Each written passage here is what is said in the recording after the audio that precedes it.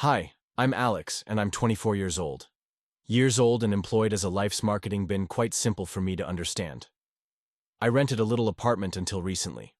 Work hard at my career and make every effort to stay before the bills, but a few months ago rent prices began to plummet, exploded in the city, and my roommate left.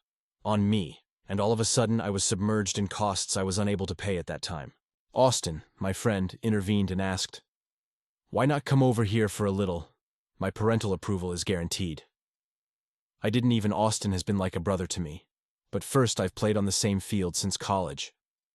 The football team remained close throughout the never lost touch throughout the years. So yes, I accepted the offer, packed my belongings, and moved into his parents' guest room, suburban home.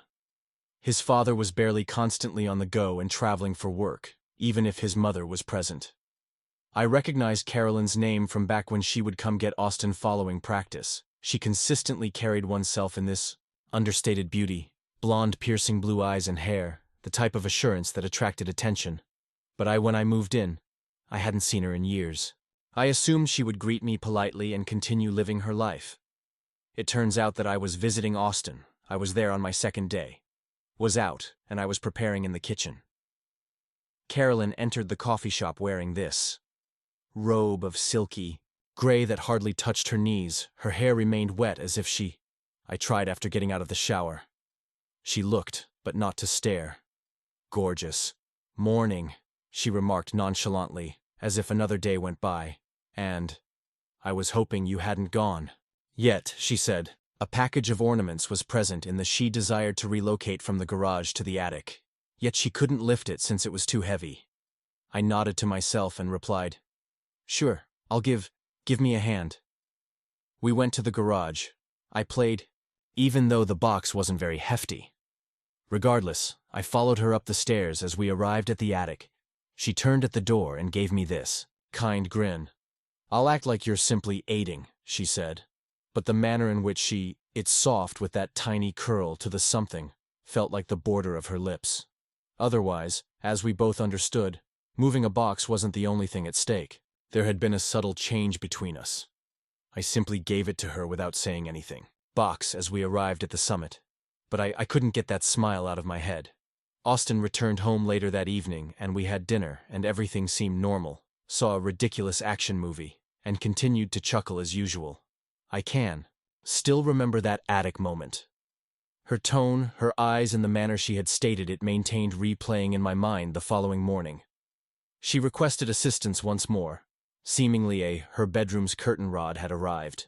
Austin had already left for work, so I was standing in the gym's kitchen, wearing shorts and drinking water from a tank top, when she arrived, this time fully clothed. However, something remained within her. Look, as soon as I entered the room, I experienced that silence once more, that tense atmosphere. I ascended the stepladder, and the rod was fixed after I. When she turned around, she was standing exactly. She gave me a gaze that was too close. "I've been alone in this house," he added. "More than you most likely think." Neither she nor I moved," I said. "I don't think you're someone who minds being alone themselves," she grinned. "You may be taken aback." That was all. Just another shift, no kiss, no touch. An additional moment was added to what was obviously developing, and I could tell that wasn't a game, and neither was I. Considering it as one, that evening I remained in bed and gazed at the ceiling for hours seemed to pass. But this wasn't just whatever it was a fleeting crush. This event carried weight, and my reckless side wanted to find out where it can lead to Thursday evening when, at last, everything went beyond. Perhaps in order to confirm that Austin had a date. He met a female at the gym that evening. Around 6 o'clock, he left with a casual, "Don't wait up." The house was occupied by 7 Silent and still, I was in the preparing a sandwich in the kitchen when Caroline entered, dressed in black pants and a soft, the beige sweater gave her an embrace, was created for her. She appeared worn out, yet in such a lovely manner that doesn't put out any effort. "You're not a cook?" she replied, smiling and leaning. I smiled against the counter. "Not unless sandwiches count." She approached cautiously, poured a glass of wine for herself. I want one because they're better than nothing. I nodded despite not being a huge fan of wine. We sat at opposite ends of the living room, of the sofa. The television was switched on, but neither of us was listening. We simply initially discussed arbitrary topics. Austen's silly childhood tales, her occupation, how exhausted she was at the neighborhood nonprofit been experiencing recently. Her voice sounded serene, stable, yet something thick underneath it. Not nearly speaking, she gazed into her glass for a while before eventually inquired, "Do you sometimes feel that you're simply surviving?" I gave her a direct look. The moment she fully turned to face me, "Alex and I have been married for 21 years. You know how many of those years when I truly thought I had a genuine I didn't reply, partner. Since I didn't need to." She laughed softly and said, "Sorry, I have no idea why I am expressing all of this. I definitely shouldn't," but I said, "It's okay." You don't have to act fake with me. Gazed at me for a while before got up and said, "Can you do me a favor?" "Upstairs?" she inquired nonchalantly over the surface. But I heard the change. We went upstairs to her bedroom, which was, that warm yellow light is approaching, softly lit. She pointed to a lamp next to the bed. "The top drawer of the dresser is jammed." I tugged it once again, and it slid open. We both realized that it hadn't been stuck. When I looked back, she was only her arms were crossed a few feet distant, yet as if she was protecting herself, but more as though she had anything to conceal. I uttered it with a little unsteady breathing. Carolyn, perhaps, before I could stop myself. "Whatever this is, we should stop it before it." She didn't move at all, so do you. She asked if I wanted to stop, but I didn't respond.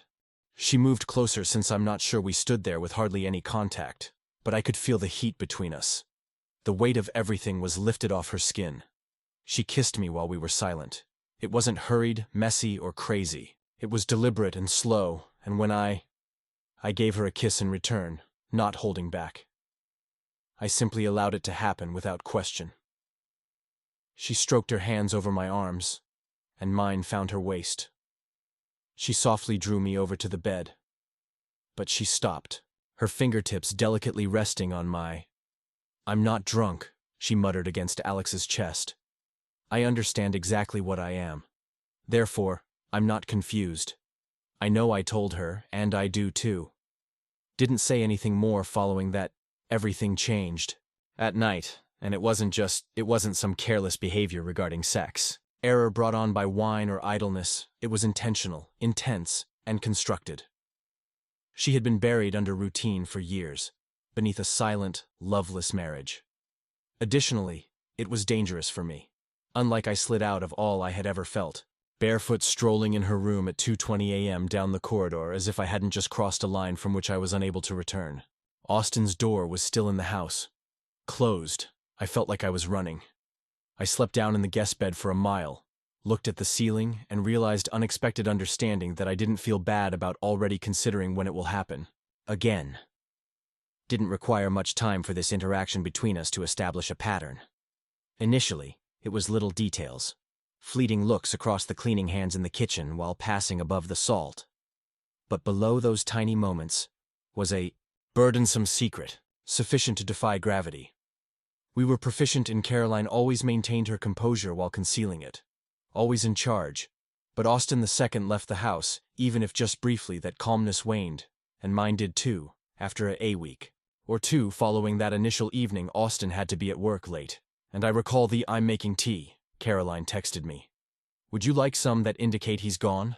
I waited 5 minutes upstairs before she was perched on the brink, heading up, of her barefooted sweatshirt falling off her bed. She gave me a mug over one shoulder, but I simply put it down without even taking a sip.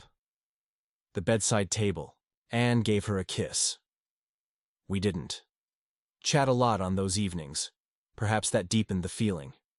It wasn't about imagination or pretense. It has to do with silence.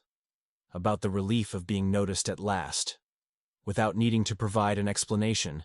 She didn't say it aloud, but I knew I wasn't merely a fleeting diversion, and she wasn't an exciting person for either of us. Had more conversations in the mornings while Austen was gone, and the home began to gradually awaken.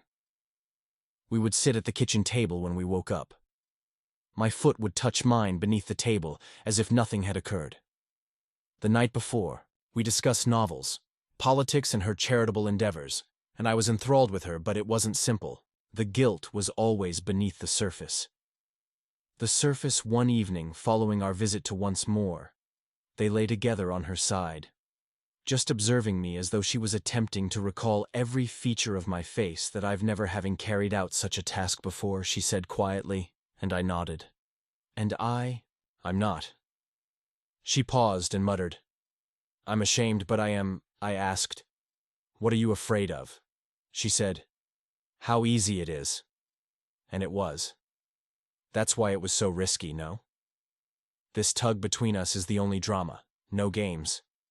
That rendered all customary regulations, moral logic's conclusions seem far away, as if we were adrift in our own tiny universe. Where none of that was relevant, however, time doesn't stop, and the regulations don't vanish. One afternoon, Austin returned home. I left work early and simply walked out of Thank God. Caroline's room is entirely dressed. When the front door slammed, I heard my heart almost leaped out of my chest, rushed through the corridor and into the kitchen as if I had just arrived. Yo, man, Austin called from the restroom. I asked, what's going on, from the front door, called back with a strained smile. Not much, only relaxing. He didn't suspect a stuff, but Carolyn didn't show up. Later, spend the remainder of the day downstairs. She sent me an SMS that evening from the other room. We must exercise greater caution, answered simply. Yeah, I agree. But being more cautious did not imply that we were halting. Her spouse showed up one Saturday. Up unexpectedly, he wasn't meant to. Return in 2 more days, I noticed. His vehicle entering the driveway as I entered the house from the porch. Swiftly, and glanced at Caroline. Her eyes widened for the first time.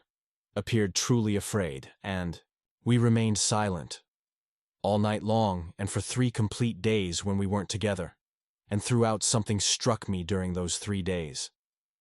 Something that both excited and scared me. I also missed her at the same time. I missed her the way she felt, but I also discovered something additional. The more deeply we slid into this, more complicated Austin took over, and I had been companions for many years while I was residing and living in the same home as her spouse. Every action we took had the potential to destroy more lives than our own. We didn't stop another night, though. Another kiss, another inquiry, and a whisper. If I were unmarried in the dark, would you stay? I was unable to bring myself to respond, and she questioned it but didn't press. Stayed with me because what we had wasn't simply veiled and hot. It was beginning to bear genuine emotional weight, that I could sense the way she gazed at me like though she needed me in the manner that she described to me. Hadn't experienced life for years till she kissed me in a manner that was similar to, this could be her final moment. And I believe I was in love with her. Maybe I had already woken up that morning with a peculiar constriction in my chest. You ever feel as though something is off, but you unable to explain why? I simply lay there gazing at that tiny space's ceiling, sensing something wasn't right in the guest room. I hadn't heard from Carolyn in 2 days. No small secret, no good. Mornings looks at breakfast, but no. Can you help me upstairs? She responded, grinning. That implied far more than it ought to have. Just quiet, cold, and uncomfortable. Silence. I attempted to persuade myself that she was simply being cautious. Perhaps she was exhausted. Perhaps Austin had spent more time with. Perhaps she needed room. But I secretly knew better, having known Caroline. I knew her behaviors too well.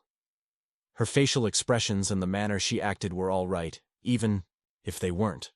I could sense it. Whatever it was that we had, Austin slipped that Friday and went out for taking his relatives on a weekend hike, was gone by 6, and I sat in the after waiting in the kitchen. I didn't even understand what a sign, message, or visit means anything. But eventually, nothing appeared. I couldn't stand to sit there. No more. I gently made my way upstairs, like her bedroom door was too noisy with every step. Was closed. I raised my hand to knock, then simply knocked nevertheless. No makeup when I opened it a few seconds later. Wearing an outdated sweater with hair tied back and jeans. She didn't appear like her regular self. She didn't grin when it was just the 2 of us. didn't seem shocked. She simply moved too. I walked in after saying, "Come in." In some ways, the room felt cooler, even though, since the air was stagnant, we both took a seat, near to the edge of her bed, but not touching this prolonged agony. There was a pause before she responded, "I believe we must cease." She didn't mince words, dropped it hard without easing into it, very quickly, and I sat there slowly nodding, as though I had already acted out the scene in more times than I could count in my head.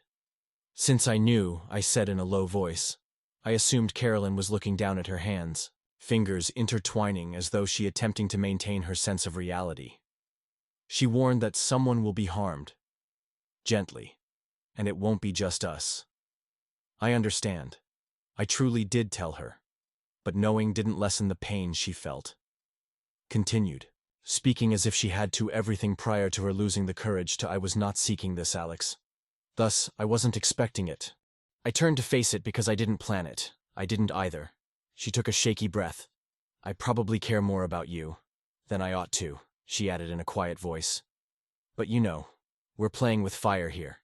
Yes, I am aware that I told her. I'm exhausted of skulking about, weary of deceit," she said. "Each time I glance at Austin in the eye, and my spouse too. He hardly recognizes me, yet he remains my spouse." Yet she wasn't crying. Just enough of my voice cracked to hit me, directly in the stomach. "I'm not embarrassed by what transpired," she uttered quietly. "I needed to experience something once again. And you reminded me of that and returned it to me. I'm still here," she continued. "But this cannot continue. We cannot continue, acting as though there is no cost." I slowly nodded. My throat was too constricted to talk, so I sat there and listened, attempting to maintain her composure. Then, she really turned to face me and inquired, "Do you're sorry?" I didn't even hesitate.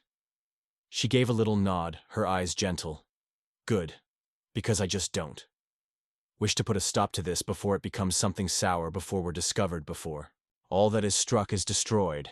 Not rage, but rather the weight of I got up, realizing she was correct, and she did as well.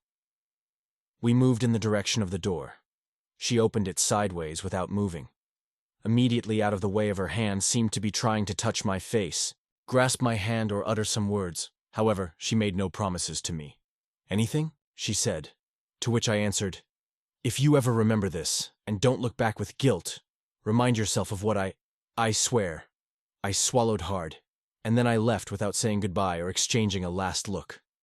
Just made their way down those steps. With my throat, a knot, and a storm in my chest, I packed my belongings that evening and told Austin I had discovered a little, inexpensive studio downtown and required my own space.